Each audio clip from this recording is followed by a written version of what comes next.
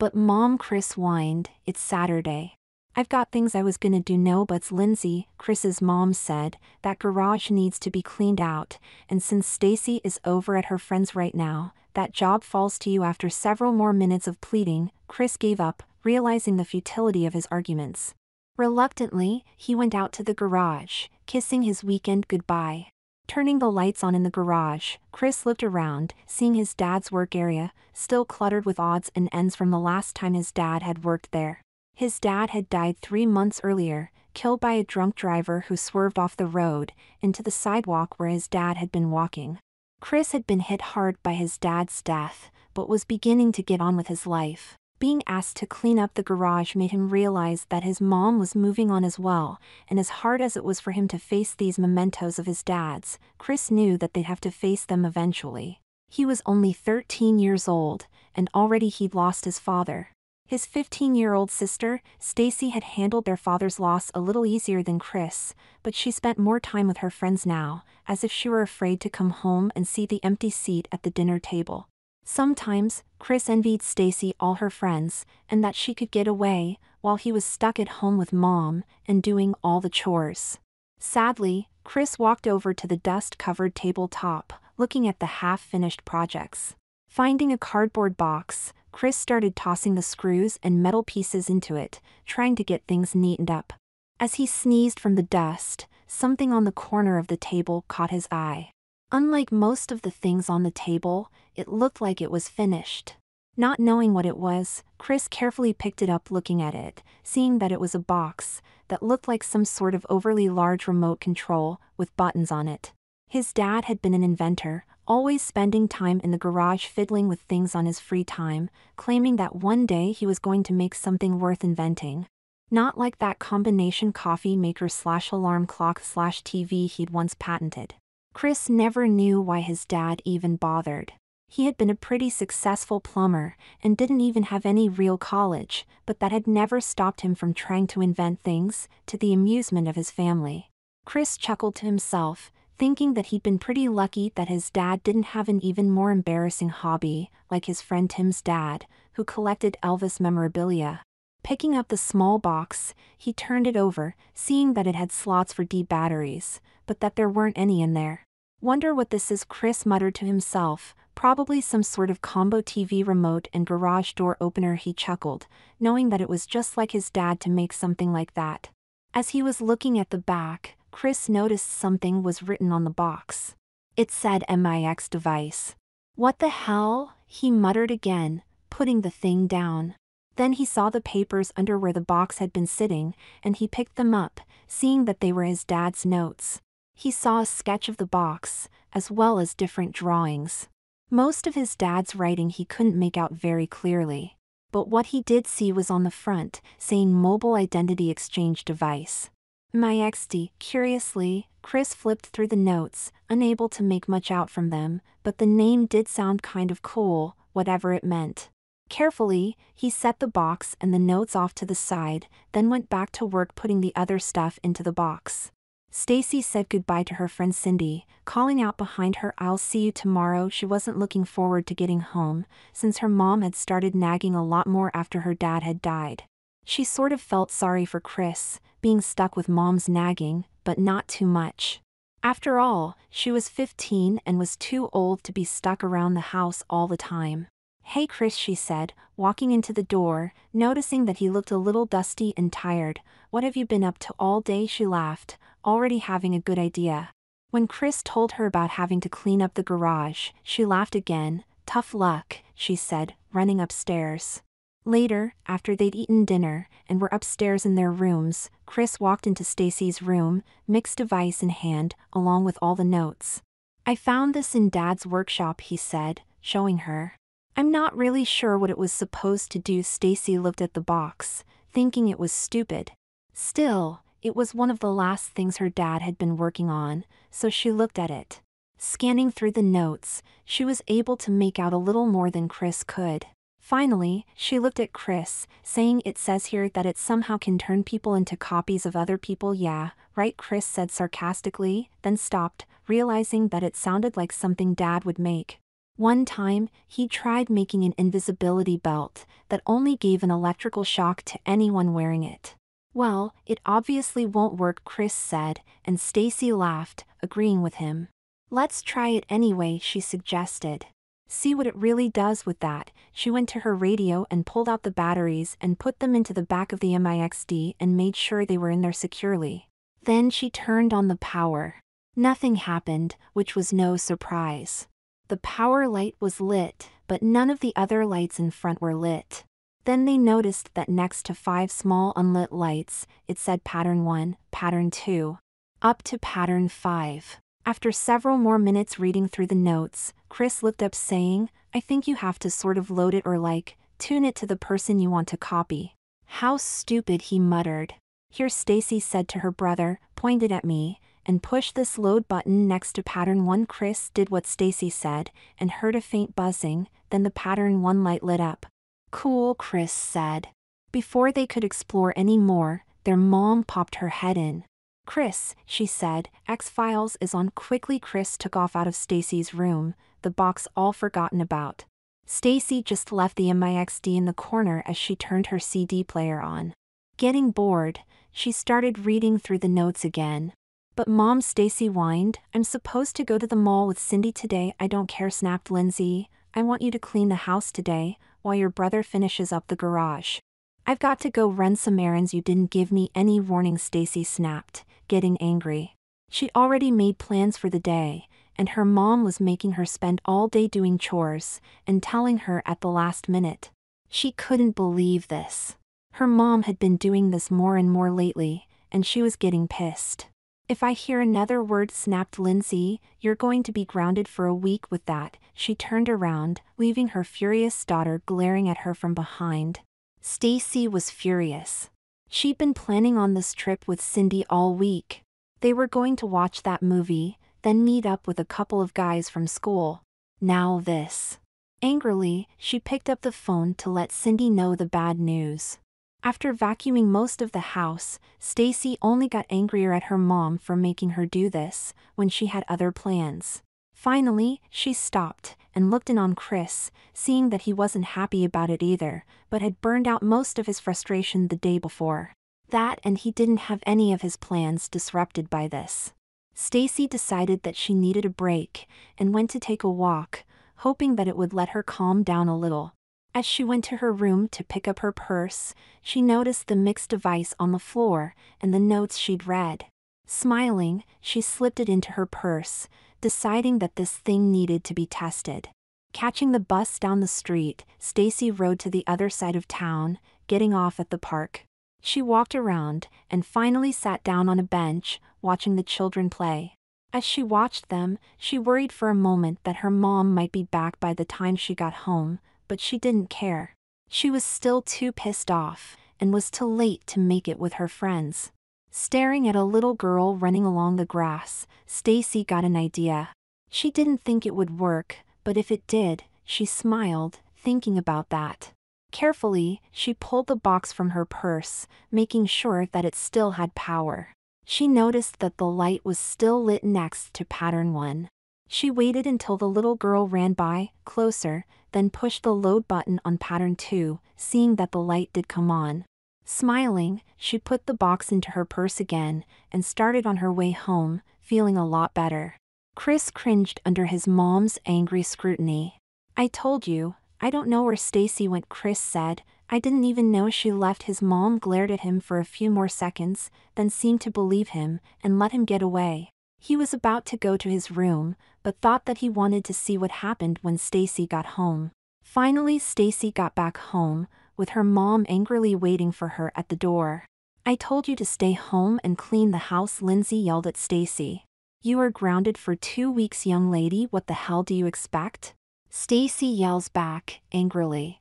Chris stares at this from the top of the stairs in shock. He'd never seen Stacy yell back at mom like this before. Man, she was really pissed. Stacy continued, you treat me like I'm a slave, or a prisoner in this house.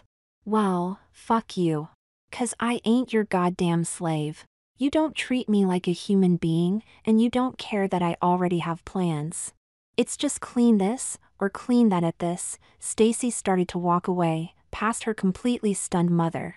Don't you dare talk to me like that, their mom yelled, just as angry now. She grabbed Stacy roughly by the arm, but Stacy pulled herself back, obviously hurt by the painful grabbing. Furious, Stacy reached into her purse, pulling out the box.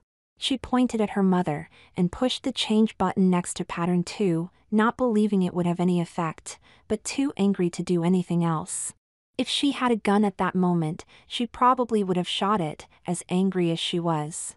Chris watched this from the top of the stairs, completely shocked to see his mom starting to shrink, her clothes getting larger on her, and slipping off. He ran down the stairs as fast as he could, seeing that she was at least a foot shorter than normal and still shrinking.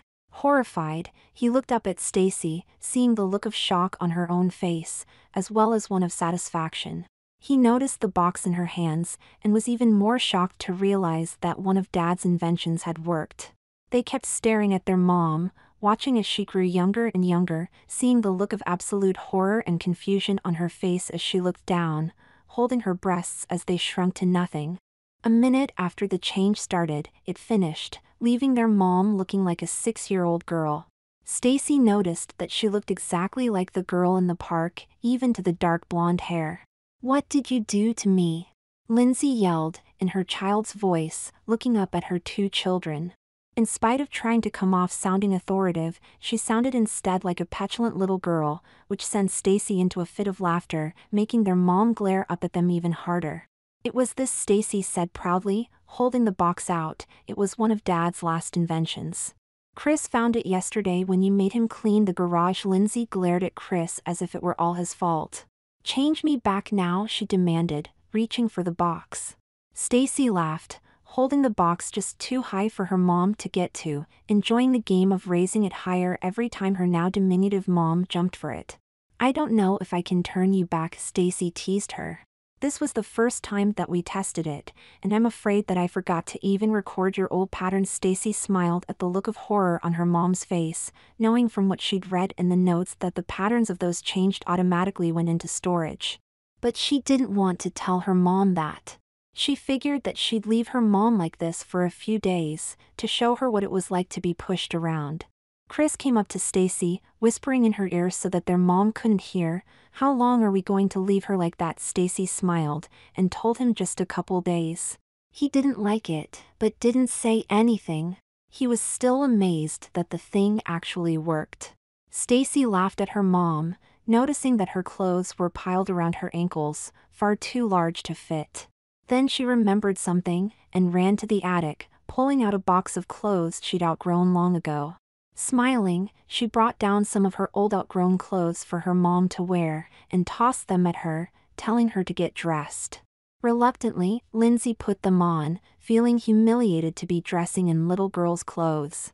Then, to add further insult, Stacy insisted on putting her hair into ponytails, telling her that if she didn't play along, she wouldn't ever get changed back. The rest of the day, Stacy took great joy in treating her mother just like she would a real child, and Chris went along with it, finding it a bit embarrassing, unable to help but think of what would happen when she changed back. Stacy cooked them up dinner, then afterwards said she was going to Cindy's house, and told Chris to babysit.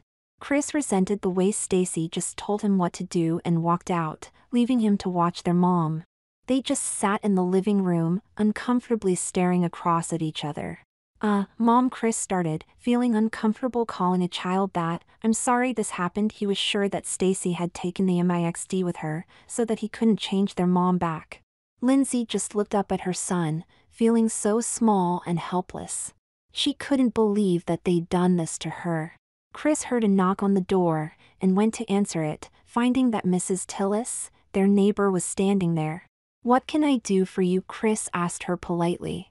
"I just came over to bring this back," she said, holding out a Tupperware container that Chris guessed his mom lent her. "Who's this?" she said suddenly, making Chris turn around, seeing his mom standing there, looking cute and innocent. "Oh, that's..." Chris tried thinking quickly. "Melody," he said, remembering that was his mom's middle name. She's my cousin, over here visiting for a couple days. Well, it's nice to meet you, Melody, Mrs. Tillis said politely, then ignored her, handing the dish to Chris and leaving. Why didn't you let me tell he who I was? Snapped Lindsay to Chris. What, and have her think that you were a crazy girl? Chris replied smugly.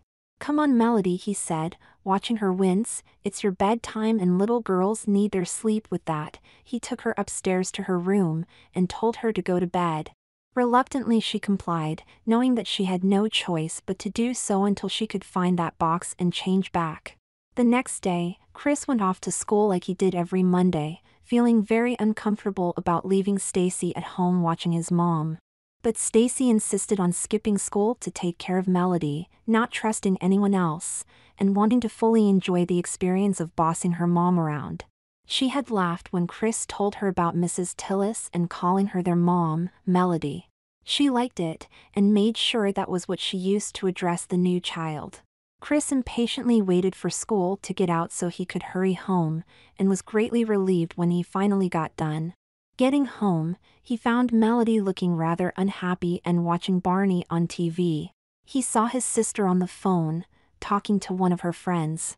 Finally, Stacy put the phone down and told Chris all about how she had played with Melody all day. He looked over, feeling sorry for his mom. She was too pushy sometimes, but he still loved her. She was just too stressed out after their dad's death and took it out on them sometimes. Chris knew that she didn't really mean it, but she still pissed him off too often. But even that didn't deserve this. As he was about to ask Stacy to change her back, the phone rang, and he reached over to answer it. Hello, he said. Hello. This is Mr. Patrick, the principal at Stacy's school. Can you put your mother on? Chris felt his stomach drop. She's not here right now. Well, tell her that I want a face-to-face conference with her tomorrow at 1 p.m. or Stacy is getting suspended. She's skipped too many days of school lately. With that, the phone went dead. Shit, Chris said. What's the problem? Stacy asked. The problem is, Chris snared, Mom has to talk to the principal tomorrow, or you're out of school. Stacy looked stunned. Chris told her everything her principal had said on the phone. Now we've got to change Mom back, he said, afraid of what she'd do as soon as she changed back. The next morning, Chris woke up and started to get ready for school. As he was putting his pants on, his door opened, and he turned, seeing his mom's face. Mom, he said, surprised. Stacy changed you back, she giggled. Wrong, bro, Stacy? He asked, shocked. My God. Mom's going to kill us when she turns back. I don't think so, she said, surprising Chris with how much she sounded like Mom. I'll go as Mom, talk my principal into letting me stay, and then change back to normal. That's a bad idea, Chris said, having a bad feeling. Well, you don't have a choice, little brother, she said as she walked out. Going downstairs, Chris saw Stacy, who was dressed up just like his mom, pouring a bowl of cereal for Melody, who was looking extremely unhappy. Damn, Chris couldn't believe it. Stacy looked exactly like Mom, which left him feeling very uncomfortable. As he was eating his cereal, she said something, and for a moment, he forgot that it wasn't his mom. You'll have to watch her while I go to the meeting, Stacy told Chris, who groaned. Skipping school is how you got into this mess, Chris grumbled, but Stacy told him it was all right, then called his school to tell them that he'd be homesick for the day. That was a relief to him at least. How are you going to get to the school? Chris asked her sarcastically. Ride the school bus? No, stupid. I'm going to drive my car, she said, holding up their mom's keys. I've learned a little about driving, and I think I can handle it, she said confidently. Chris shook his head, thinking how bad an idea all this was. He'd be stuck at home all day, and he'd probably only need to watch Melody for an hour. Not that she even really needed watching, but Stacy wasn't going to leave her alone, so Chris was stuck with the job. Nervously, Chris watched TV, looking over at Melody. Every once in a while, he'd even forget that she wasn't the child she appeared to be, and felt embarrassed when he caught himself treating her like one. She seemed to still be too stunned and in shock to really notice.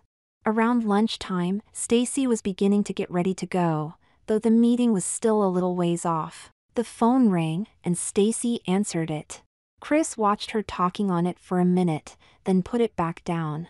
She walked over to him, nervous expression on her face. "It was the principal again," she said quietly. "Since I missed school today, now they're expecting me to show up at the conference too, or I'm out of school." She looked awful, and sounded pretty nervous. "Then I guess you'll have to turn back to yourself, and change Mom back so you can go," Chris said simply. She shook her head. "Won't work. Mom would kill me rather than go." "I need you to go with me?" Chris yelled, jumping up. "No way. They're expecting you and Mom." Then looking at her he continued, "or whatever, to show up." "Not me." Stacy looked at him for a minute, then walked away. Chris sighed in relief, then saw his mom, or Stacy. He reminded himself walk back, the MIXD in hand. "Shit," he said, as she pointed it at him. He tried to jump out of the way, but he felt it tingling all through his body. He was too late. Standing there, he looked at Stacy in shock, seeing that she had a smug expression on her face. He felt his flesh shifting, and put his hands to his chest, feeling them push out rapidly. God, his clothes felt uncomfortable. They got even more so. Just a minute later, he was looking down at his body in shock, seeing what was obviously Stacy's body there. "Why the hell did you do that?" he demanded furiously, surprised to hear Stacy's voice out of his mouth. Stacy laughed. "You look real pretty," she said. "Think of it as a temporary promotion." And she laughed some more. Realizing that he didn't have much choice now but to go along with Stacy's insane scheme, he let her lead him to her room, where she picked out some of her clothes and told him to get dressed. "And don't peek," she told him. How the hell was he supposed to get dressed and not look at himself? Stacy stood right there though to make sure that he didn't take any liberties or close looks with her body, and helped him get dressed. When she put him in front of the mirror, he had to admit that he definitely looked like Stacy. God, that bra was uncomfortable, and he shifted it, not noticing the amused look on Stacy/his mom's face. Stacy whispered something in Melody's ear, which made her pale a little, then led her over to Mrs. Tillis's next door, asking her to watch Melody for a little while. Soon afterwards, Chris and Stacy were on their way to Stacy's school. He felt extremely nervous with Stacy driving, especially when they almost hit that other car. Finally, they arrived, with Chris's knuckles white from clenching his knees, and his heart racing. Getting out of the car, he was reminded again at how odd his body felt. How big his chest and butt all felt, and how empty his crotch felt. The hair was especially annoying, wanting to keep getting in his eyes. He decided that once they changed back to normal, he'd definitely have to get even with Stacy. "We're here, honey," Stacy said to him, sounding just like their mom when she talked to Stacy. Chris clenched his jaw, trying to ignore the way Stacy was suddenly talking to him as if they were both who they appeared to be. This was way too embarrassing. Chris felt humiliated, sitting in the principal's office, being chewed out for things he didn't even do, while Stacy, the real culprit, sat right there. At least Stacy was trying to talk him out of all the trouble since she was the one that would have to deal with the punishment. Finally, the principal was satisfied that Stacy wouldn't be skipping school anymore, and they could get out of there. "Thanks a lot," Chris snarled at Stacy sarcastically. "Watch your mouth, young lady," she said back, a smile on her face. She was obviously enjoying this. Chris was only glad that he wasn't forced to stay at school that day, like the principal originally wanted. He shuddered, thinking about what it would be like, stuck going to school as his sister. Oddly enough, he started to think that it might be interesting, being several grades higher up, and being able to look into the girls' bathroom. Still, he was thankful that he didn't have to go there today, that Stacy had talked him out of it. She'd almost agreed, too, which really made Chris nervous. The drive back wasn't quite as bad as the drive to school, but it was bad enough that Chris was thankful when they finally got back. "Now, let's change back," Chris said. Stacy shook her head no, saying she wanted to stay that way for a little while longer. Chris groaned, knowing that he was going to be stuck that way as well. "Well," he said, "since I'm currently Stacy, I guess I'm going to my room," and he ran up to Stacy's room, trying to ignore the jiggling of his chest. "No you don't," Stacy screamed up at him, but Chris got into her room first and locked the door, ignoring her pounding and yelling outside it. He smiled, knowing how much this would piss her off since she hated him coming into her room when she wasn't there. Just to make sure he got his point across, he put one of her CDs, making sure she could hear it through the door. Finally, she gave up and went away. Chris laughed to himself a little. Curious, Chris started digging through some of Stacy's drawers and found her diary very quickly. Laughing to himself, though it came out more as a giggle, he started reading through it. "Ooh, hot stuff," he said to himself, surprised at how detailed some of his sister's descriptions of what she wanted to do to one of the boys at school was. Chris was lost in the diary for some time, skimming through the boring parts and reading the more interesting ones. Finally, he finished with it, having gained lots of new information to tease Stacy with once they changed back. He laughed, coming out like a giggle, realizing how much he had to hold over her now. As he was reading, he rolled over, laying on his stomach, in a position that Stacy read in fairly often, not realizing it. Putting the book down, he noticed the odd feeling of his breasts, and stood up, putting a hand onto one of them. Unable to fend off his curiosity, he pulled off his shirt and bra. He hadn't had a chance to really look at himself when he was dressing since Stacy was right there, and wasn't about to let him get a good look. But now, he had a chance to explore. He felt embarrassed about seeing his sister's body like this, but he reminded himself that it certainly hadn't been his choice. Touching his breasts, he was amazed at them. They felt kind of funny, and he noticed that his nipples were really dark, and a lot bigger than his were. He pinched one, feeling it harden a little under his fingers. He gasped, then pulled his hand back. He looked at himself in Stacy's mirror, then carefully undressed all the way, wanting to see firsthand what a girl's groin looked like. He saw it had hair around it, and squeezing his legs tightly together, was amazed at how different it felt, not having his familiar appendage there. He put a hand between his legs, feeling that it wasn't there. Looking closely, he saw the little slit, with the folds of skin around it, and the small nub in it. Gently, he pushed one finger into it, then pulled his finger back out, seeing that it was damp. It had felt pretty funny to have his finger inside him, even if it wasn't in very far. Feeling himself turn red, he quickly dressed up again, then looked into the mirror to make sure that nothing showed. That there were no signs of his brief exploration. Somehow though, he felt embarrassed, and as if it were extremely obvious to anyone that looked. Finally, he went out the door, and slowly went back downstairs. Dinner was uncomfortable for Chris, looking across at his mom, who was actually playing with her food a bit, and then to Stacy, who had cooked the meal, and was sitting in Mom's usual spot eating. He really wished they could change back right away. He was getting tired of these boobs poking out his front. After cleaning the table and putting the dishes into the dishwasher, Chris went to confront Stacy, to demand that she either change him back, or let him use the MIXD on himself. After all, he'd been the one to find it, but Stacy hadn't let him touch it since she found out it actually worked. With determination, Chris finally got Stacy to agree to change them back, which was a relief for him. "I was getting tired of being so old anyway," she said, going to get the MIXD. While Chris was waiting for Stacy to get the box, he heard a knock on the door, and when opening it, found Cindy standing there. "Bummer about yesterday," Cindy said to Chris as she walked in. "I mean, Randy was at the mall yesterday, and I know how much you like him." Chris nodded his head, knowing indeed how much Stacy liked him from her diary. Holding a CD up for Chris to see, Cindy said, "I got this one yesterday, and thought you'd want to check it out." Reluctantly, Chris followed Cindy upstairs to Stacy's room, wanting to get rid of Cindy so he could change back, but not sure how to do so at the moment. As he walked past Stacy, he saw the look on her face. She obviously wanted to tell Cindy who she really was, and impress her best friend, but at the same time, knew that it would probably be best to keep it a secret for now. For several hours, Cindy hung around, talking to Chris as if her were Stacy, and he found himself keeping up with the conversation more than he would have thought.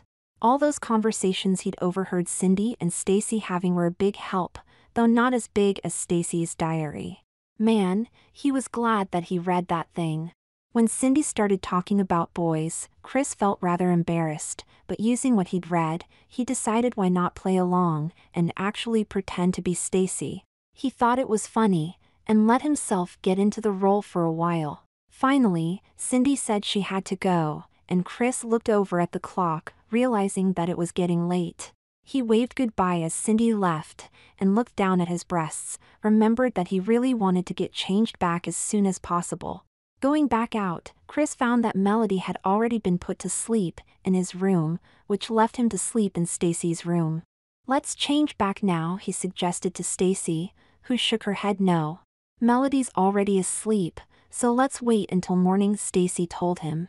Chris reluctantly went to Stacy's bed and stripped his clothes off, reminded once again how odd this all was. Still trying to ignore the breasts on his chest, he finally drifted to sleep. Waking up the next morning left Chris slightly confused when he reached between his legs to scratch his testicles, but found nothing there. Suddenly, he woke all the way up, remembering everything that had happened. He put a hand to his breasts, seeing that they were still there. Quickly, he dressed himself in some of Stacy's clothes and checked himself over in the mirror. As he was stepping out the door, Stacy hurried up to him, panicked look on her face. "Damn," she said, "you're not going to believe this. I got a call from Mom's work." She looked Chris in the eyes, "and they want her to come in immediately." "Shit," Chris said. "Then you'll have to turn us back immediately." Stacy shook her head.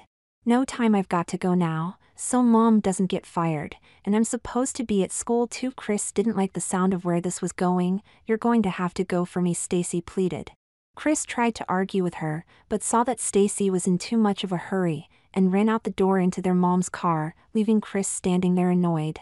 Looking at the clock, he realized how close it was getting to when he'd have to catch Stacy's bus, dreading what this day would bring. He didn't know the first thing about being his sister or what she did in school. Then, remembering Melody, he went and woke her up, explaining what had just happened. She glared at Chris for a moment, but didn't say anything. "I'm going to have to drop you off at Mrs. Tillis's again," Chris explained. "It wouldn't look right to have a little kid at home alone." Melody reluctantly agreed that it would look pretty bad, but suggested that they change back instead. "I don't know where Stacy hid the MIXD," he told her as she dressed. As Chris waited for the school bus, he found Stacy's school bag with all her books in it. Even her binder, which fortunately had her class schedule taped inside, along with a map of the school, X's marked on the classrooms she had to go to. As he got on the bus, noticing the other kids looking at him, Chris felt himself turning red, suddenly afraid that they'd all know that he was a guy dressed in girls' clothing, and would break out laughing at any moment. But none of them glanced at him any more than they usually did to Stacy, not noticing anything odd about him. Walking to an open seat in the back of the bus, Chris was aware of a few of the boys staring at him, and realized that they were attracted to him, turning him even redder. One boy accidentally grabbed Chris's butt, making him jump and the guilty boy laugh. Trying to ignore him, Chris went back to the open seat, and sat down to a girl that Chris recognized. She was one of Stacy's friends, who'd come over to the house every now and then. Relieved at knowing someone, Chris talked with her the rest of the way to school. Sitting down next to Cindy, Chris looked at the food on his plate and groaned. First he had to spend all morning going to Stacy's classes and dealing with her friends, now he couldn't even get a decent lunch. Yuck. Finding the classes hadn't been a big problem, but knowing where Stacy sat and who everyone was a problem. Several of the teachers and students teased him about having been skipping so much school lately that he'd probably forgotten where he was even supposed to sit. He just smiled and didn't say anything. Fortunately, Chris recognized a number of Stacy's friends and the names of several others that she'd mentioned or he'd read about in her diary. That helped a lot, but not too much. Mostly, he tried to be quiet and not be noticed, and bluff when he needed to talk. It seemed to work for the most part. A few people seemed to notice something odd about him, but didn't seem to pay much attention to it. The classes had been horrible. Sitting there, listening to the teachers talking and not knowing most of what they talked about. Every now and then, he'd pick up some of what they meant and understand it. He was glad that he was in a few advanced classes in his school, since he just skipped several grades. He was surprised that some of the stuff had been interesting, and he started paying attention as much as he could, just so he wouldn't get any more lost than he already was. Looking at his lunch plate again, he grimaced, taking a bite, and thinking that he still had half the day to survive. Cindy just laughed at seeing the look on his face. Getting off the bus, Chris waved to one of his friends. He shook his head, reminding himself that she was actually one of Stacy's friends, but after the way they'd been talking all day, he couldn't help but think of her as one of his own friends. Smiling, he started walking towards his house, glad that school was over. He was tired of having to play Stacy all day, and all the effort he put into all the classes, just so that he could try to keep up a bit. But he'd survived it, and that was all that was important. As he walked to the house, he chuckled to himself, coming out more like a giggle. He had a real surprise for Stacy.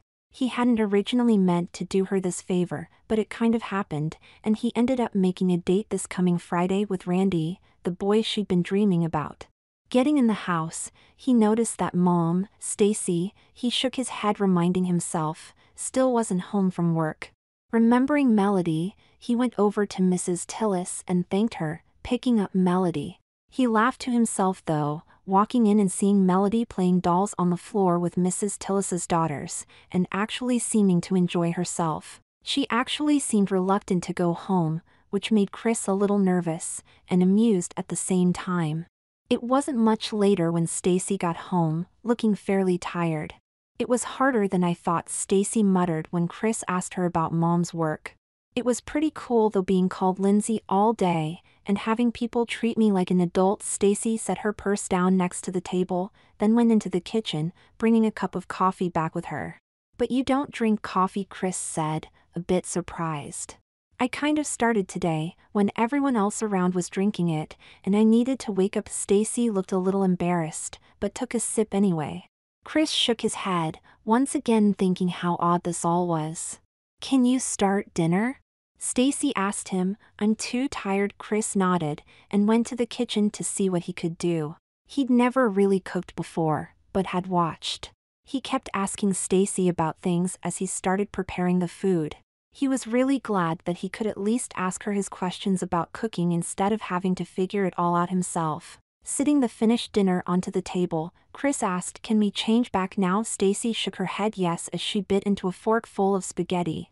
He looked over at Melody, noticing the way she was slurping the spaghetti down. He wasn't sure that he liked the way she was acting. It made him nervous. After they finished with dinner and cleanup, Cindy came over, making Chris groan, knowing that this would delay changing back again.